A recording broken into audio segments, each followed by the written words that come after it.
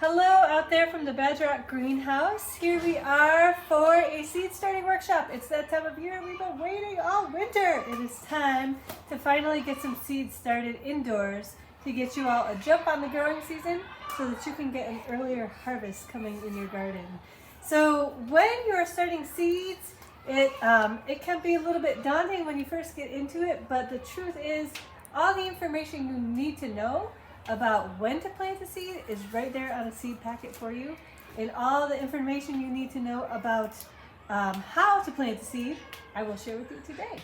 So one thing to know when you're thinking about seeding is thinking ahead. Are you going to want to keep your plants in the ground long enough that they make their own seeds so that you can save seeds from your own garden?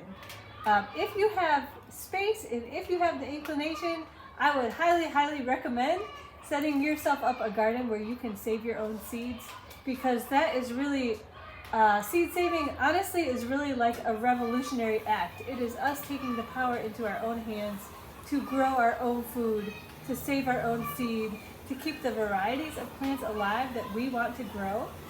So it's a great practice. We will do a seed saving workshop coming up in the fall, so stay tuned for that one. But in the meantime, when you purchase seeds, if you want to make sure that you get seeds that you can save seeds from those plants, you have to look at the kind of seeds you're buying.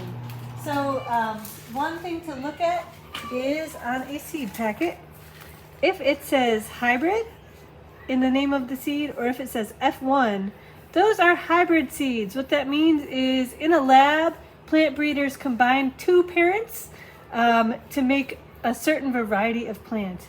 If you then take that baby that grows from those two parents and you save seeds from that baby, you may or may not end up getting what you think you're going to get. You may not get a plant exactly like the baby that you took the seeds from.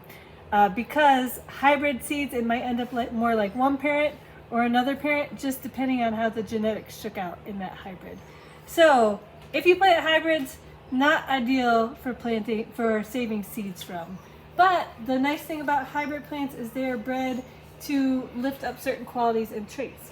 But you can do that without hybrid plants too. You can do that by looking for heirloom varieties of plants. So if you find an heirloom variety of plant, it's going to say heirloom right on the packet. Heirloom. We have lots of heirlooms because we like to grow heirlooms here. Because what heirloom plants are is they are seeds that have been saved for at least 50 years over generations, choosing the plants that have the traits that you most want and saving the seeds from those. So maybe you had eggplant plant that made the most beautiful, delicious, early ripening eggplants that you've ever had. So if you were going to save seeds, you might consider taking the seeds from this plant. And where are the seeds in an eggplant plant? Inside the eggplant. You know, when you cut into an eggplant to cook with it, the seeds in there, those are the seeds that you plant too. So every plant will grow seeds at some point in its life cycle if you give it a chance and if you know where they are and how to get them. Heirloom varieties are great, and you know, seed companies, the big seed companies have bought up so many of the rights to the seeds that it's actually crucially important for us to reclaim the seeds and the genetics of the seeds that we want to grow. There used to be thousands and thousands and thousands of varieties of each type of vegetable, each regionally chosen and grown for what did well in that specific region. And nowadays, there are just a handful of seed varieties left that the seed companies sell.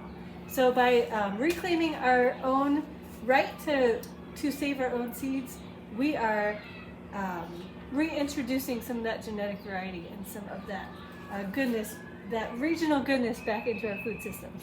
So consider saving seeds. If you don't find heirloom varieties, but you have a seed packet that does not have F1 or hybrid written anywhere on it, that is what's called an open pollinated variety.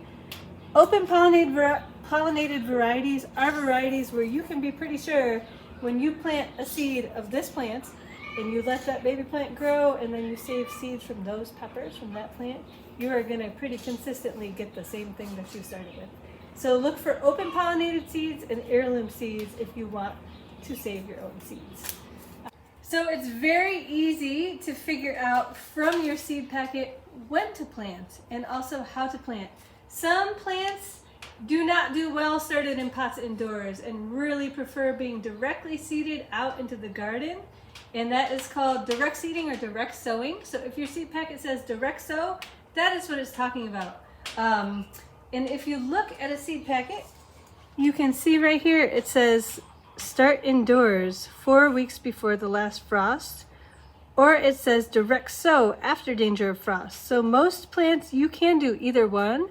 The benefit of starting it indoors is you have 4 weeks longer to harvest from the plant because it started 4 weeks earlier, right? So last frost, that's a mystery to some people, but it's not that mysterious. You just have to look at where you live and figure out what is the average frost date where you live. It's going to be different depending on where you are. What the last frost date is the last date when temperatures are likely to go below freezing. So after that date, it should be consistently above freezing for the rest of the growing season. You should be good to go to plant plants out into the garden without them freezing on you. So in Madison, the average first frost date is around May 10th. So if you check out a calendar, here is our 2024 calendar. May 10th is on a Friday this year. So if it said start indoors 4 weeks before the last frost, you would count 4 weeks backwards. 1, 2, 3, 4, and you would end up with April 12th. So that is when you would start your seeds indoors. Or if you choose to do the direct sow option that this seed packet was talking about, after danger of frost, that would be any time after May 10th. You could put it right out into the garden. Here's another one, just another way that the seed packets can look. This again says direct sow after danger of frost. In Madison, that would be around May 10th, but also check the weather forecast because sometimes you get a late frost, or sometimes the last frost date ends up earlier in the season, earlier in May, and you can sneak things in a little earlier.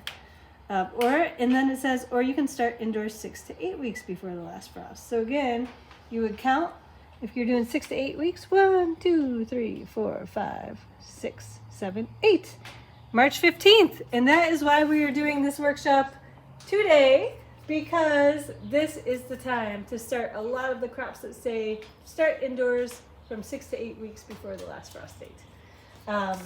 Seeds that do not like to be planted in pots, there are some of them that you really ideally would wait to direct sow just because they do better. Root crops, if you think of planting a carrot seed in a pot, it's going to grow down and bump its little root on the bottom of the pot and have nowhere to go.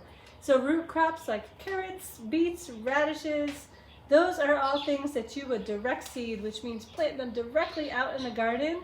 Tune in for our cool season planting workshop in April, and we will show you exactly how to direct seed out in the garden, because some crops can go in cold hardy crops before you even get to that last frost stage. Other crops that really tend to prefer to be planted in the garden directly, cucumber family plants. So you can tell by the way a seed looks what is in the same plant family. See how the cucumber, pumpkin, squash seeds all look really similar to each other? These are all cucumber family, and you can start them in pots, but their roots are a little twitchy, and so you have to be really careful when you transplant them. And almost always they're happier just to go directly out in the garden after that May 10th frost date. Other plants that really prefer to be direct seeded in the garden are pea family plants. Those are peas and beans.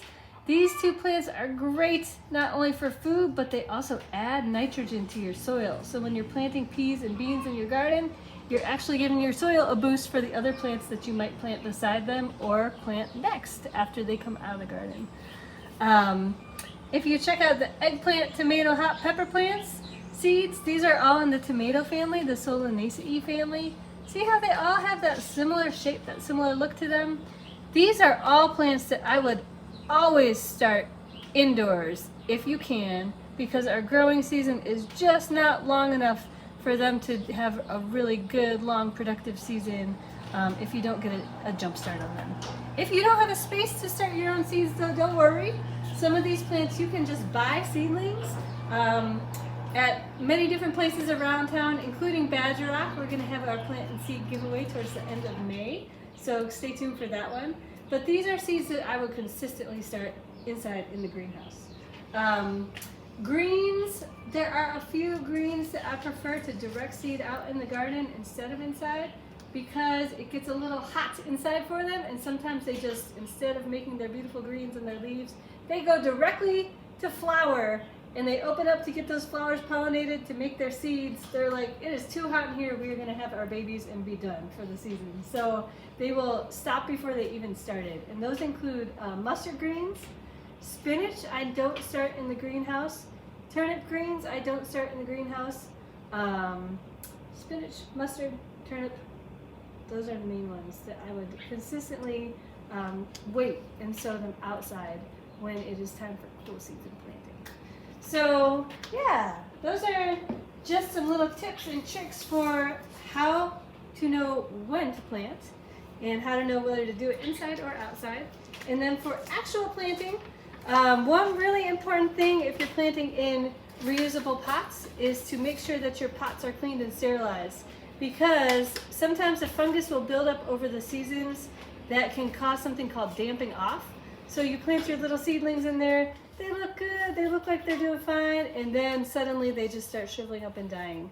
That's called damping off. You can prevent that by simply cleaning your pots at the beginning of the season. And the way that we do it here is we spray out the pots with a hose, then we dunk them in a pot of soapy water and we scrub them to get any of that soil residue off. Then we will dunk them in some rinse water. This is just plain old water to rinse them off. And then we use 3% food grade hydrogen peroxide to disinfect our pots. You can use bleach, but this is a much better ecological alternative to bleach, and it does the same thing. And so we just put it in a little spray bottle, spray it, and we just would let these sit for 10 minutes to disinfect. Give them another quick rinse, and then you're ready to go for seeding. And the next thing you need once you have your pot sterilized and cleaned and ready to go is a seeding mix. So you can get a potting mix from any garden store in town. This one we get in bulk from an organization called West Star Organics, and it is just a mix of compost, it's coconut coir, it's the husk of coconuts shredded up is something that's often in potting mix. Peat is often in potting mix, which is collected from peat bogs. Some people don't want to use peat because it's not a renewable resource. It takes a long time for nature to make more of it. So some people will use coconut coir instead of the peat. But that is to keep it nice and loose and fluffy, and so it holds water really well. You don't want to pack your seeds down and then pack in the soil. You want that nice loose fluff so that the water can percolate on down and so that the roots, the new little baby roots, can grow. Another thing that often new gardeners sometimes do is planting seeds a little too deep. And sometimes that can be why, if you plant seeds, it didn't work out for you. So I'm going to show you all kind of a rule of thumb of how to plant. So I'm going to open up my seed packet. This is kale. This is an heirloom kale, so this is an open pollinated seed variety that you could save your own seeds from. For collard greens and kale, the plant doesn't make flowers and seeds until the second year. So if you want to get seeds from your collards and kale, you have to keep them alive over the winter by covering them, either in a hoop house or with some row cover and plastic. And we did save our own collard green seeds this year, and I will show you what those look like in just a minute. But if you look at those little seeds, they're tiny, right? You would think you ought to plant quite a few of them just to make sure, but the big secret is one seed grows into one plant. So you really only need to plant one. If you're worried that one might not germinate, if your seed's a little older, you can always plant two, and you just want to plant them twice as deep as the seed is big. So that is not very deep at all. So you just want to drop them on the top of the soil. You can poke them under just a tiny bit gently, cover it up, and then give them some water, and you are good to go. And what your seedlings are going to need for growing is to be in a spot with some light. So if you have a south-facing window, that's great. If you have a grow light, even better. But you want to keep them moist and in some light, and they will sprout really quickly. And then in about a month, with the kale, you'll have a little seedling that's already ready to be planted in the garden. So keep them watered, keep an eye on them, give them some love, sing them some songs, whatever you want to do to make your plants happy, and you will have a beautiful garden before you know it. So collard greens and kale and other plants in the broccoli family are what's called a biennial, which means they live for 2 years. The first year they put their focus on growing their leaves. In the second year, they'll send up a flower which will get pollinated and then make seeds. So if you can get your kale or your collard greens or your broccoli or your cabbage to make it through the winter, the second year in the north, you will get a crop of seeds. So we did this with our collard greens. We overwintered them both in our hoop houses outside, and we made some little structures called low tunnels, which we'll show you all how to do that, build those in another workshop coming up in the fall. But it's a way to keep collards that are very, very cold hardy already alive just by covering them. And they make flowers that get pollinated, and then they make these beautiful seed pods. And once these pods are brown and dry on the plant like this, you open them up and check out what is inside. Seeds. And one seed grows into one plant. So this is right here, 10 collard green plants that are ready to go for your next garden. These are collard green seeds we saved just from about maybe 10 plants. And look at that. You can grow thousands and thousands and thousands and thousands and thousands of seeds. Because we chose our own too, we selected the plants that we thought had the best qualities that we wanted to encourage in our future gardens to save the seeds from. And we're going to plant those ones this year. And each year we'll pick the best greens to save the seeds from. And over time we will end up with our own Badger Rock heirloom variety. Check it in 50 years and we will be officially heirlooms. So when you're buying seeds too, it's really important to think about the seed companies that you want to support. I would super encourage you all to support the small seed companies, to support BIPOC owned and centered seed companies that are growing culturally meaningful crops. There are so many of them, and I will put a link in the comments to many of these seed companies that you can check out and support. But just a few to keep in mind. True Love Seeds in Philadelphia, an amazing seed organization. They also share seed stories. They have a podcast so that you can hear the stories of the seeds and the cultures that are attached to them. Because when you grow food, you're not just growing something to nourish your bodies. You are keeping cultures alive. You are keeping stories alive. You are connecting people across the planet with their own past histories and with each other. The Indigenous Seed Keepers Network is another great one that's specifically connecting people who grow out and share seeds from the Native community. Kitazawa is really an Asian seed company. All of these are amazing. Ujamaa Cooperative Farming Alliance, if you all missed the workshop we did with Bonita Adib during Black History Month, check that out. The work that they're doing is incredible. They're actually paying farmers to grow out culturally meaningful seeds to then sell through the Ujamaa Seed organization. So check those out and support them. Seed Savers Exchange, just down the road in Iowa. They grow only heirloom varieties, so that's a great one to support. They have a whole farm where they grow out plants just for seeds. Native Seed Search is in the Southwest. That's Gary Nabhan's organization, and he travels around and finds people who have seeds that they are still growing out in their own gardens and grows them out on his big farm to then distribute to people in the Southwest. Particularly focusing on Native communities in that part of the country. Two Seeds in a Pod is an organization that is run by a family from Turkey who are growing Turkish seeds in particular. The Experimental Farm Network, also in Pennsylvania, check them out. Melanated Organics and Seed Savers Alliance. These are just the starting place. There are so many great seed companies to support, but instead of going for the big seed companies that are limiting the number and variety of seeds that we have access to, support the smaller seed companies that are really working at the intersection of social justice and seed justice, and support those organizations and help us get some of those culturally meaningful varieties really back deep in the cultural seed ways of our country. So thank you all so much for tuning in, and I hope that you all will join us next time for our Cool Season Planting Workshop coming up in April. Thanks for tuning in.